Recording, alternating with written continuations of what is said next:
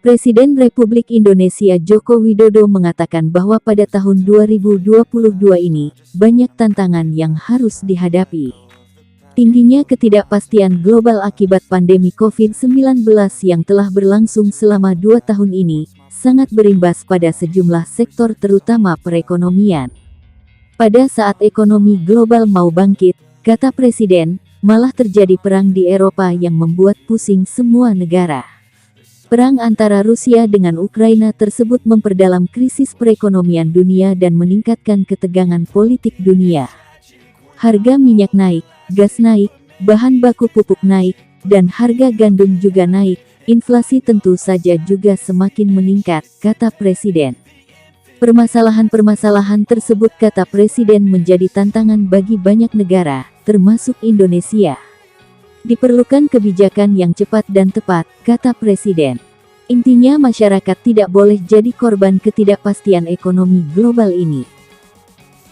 Banyak tantangan dan ketidakpastian global yang semakin meningkat, semakin tinggi. Pandemi COVID-19 yang sudah berlangsung 2 tahun, pada tahun 2022 ini ternyata juga belum selesai. Perekonomian dunia masih belum pulih total, bahkan kelangkaan energi, kelangkaan pangan, kelangkaan kontainer, serta inflasi yang tinggi terjadi di banyak negara di belahan dunia.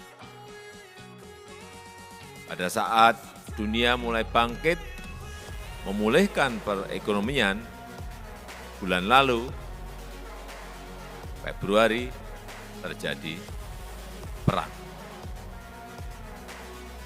Perang yang membuat pusing semua negara.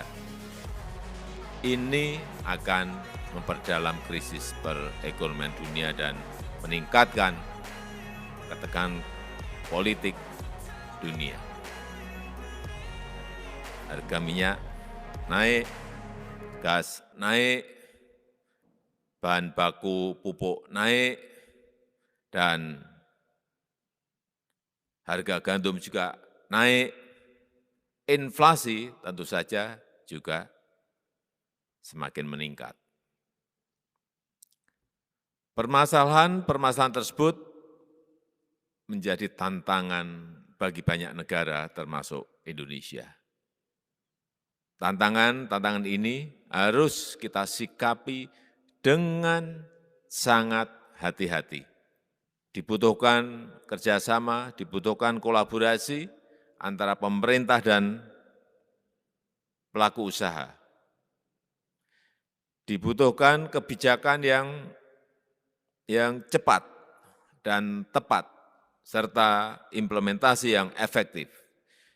Yang jelas, masyarakat tidak boleh menjadi korban dari ketidakpastian global ini.